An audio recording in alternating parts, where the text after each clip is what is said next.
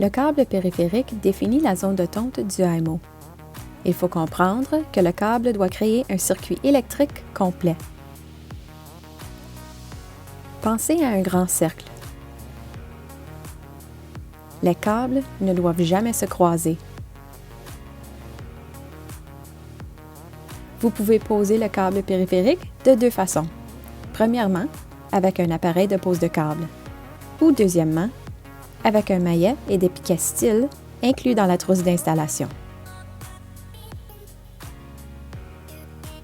En peu de temps, le câble sera recouvert et invisible. Aujourd'hui, nous utiliserons les piquets style, installés manuellement dans les endroits restreints, ainsi que l'appareil de pose de câble. Si on utilise l'appareil de pose de câble, le câble doit être à une profondeur maximale de 10 cm et on recommande de choisir le plus gros câble pour qu'il soit mieux protégé des éléments. N'oubliez pas d'utiliser uniquement le câble périphérique et les piquets style d'origine pour poser le câble au sol.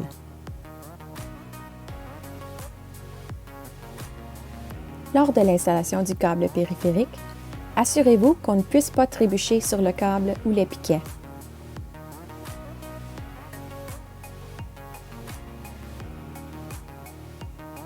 HMO dépasse le câble périphérique de plusieurs centimètres avant de s'arrêter pour changer de direction.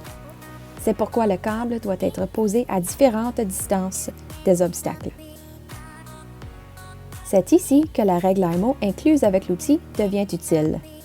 Les distances exactes et les règles HMO varient légèrement d'un modèle à l'autre. Consultez la notice d'emploi et utilisez la règle HMO fournie avec l'unité HMO en question. Pour commencer l'installation du câble, laissez au moins 1 mètre de câble de réserve. À l'aide d'un piquet, posez le câble au sol à droite de la station de base, à côté de la plaque de base.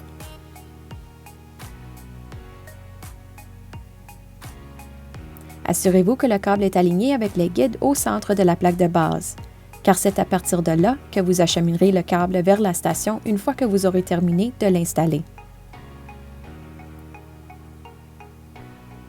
Tirez le câble en ligne droite sur au moins 60 cm à partir de la plaque de base.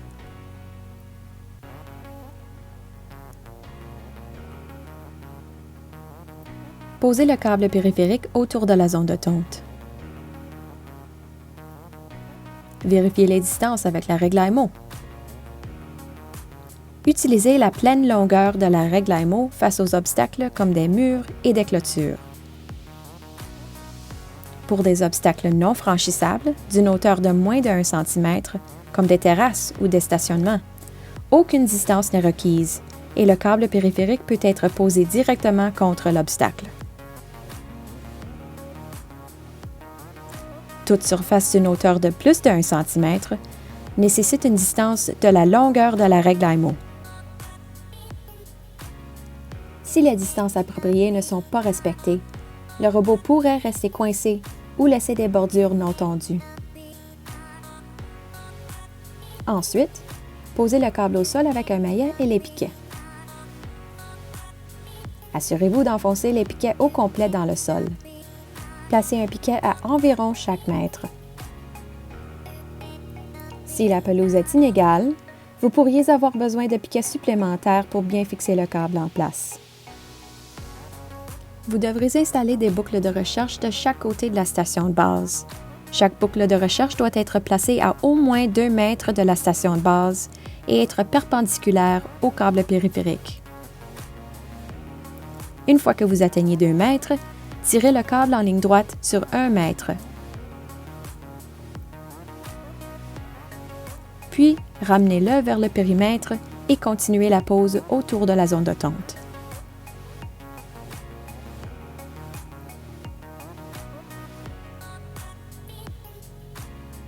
Assurez-vous de laisser la largeur d'un piquet entre 2 câbles de la boucle de recherche. Posez le câble au sol en utilisant un nombre suffisant de piquets. Nous expliquerons les boucles de recherche plus en profondeur dans un prochain chapitre.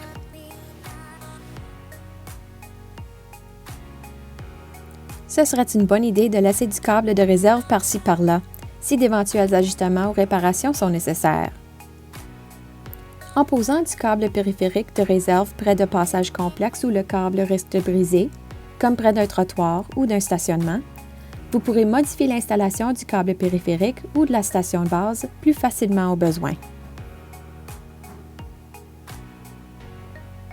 Pour ce faire, posez le câble périphérique entre deux piquets espacés d'environ 1 mètre.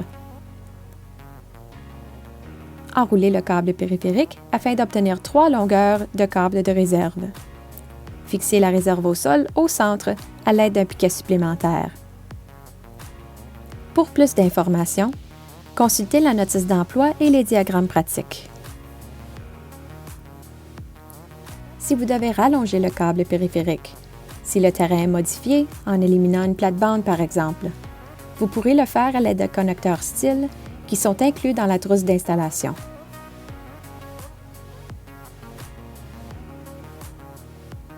Utilisez uniquement les connecteurs style.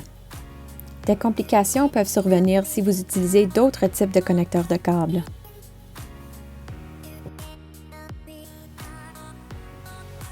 Une zone restreinte est une zone que le robot de tonte doit éviter, incluant des obstacles ne pouvant être tondus ou des objets que le robot ne peut heurter pour changer de direction, comme des plates-bandes ou des arbres avec des racines proéminentes.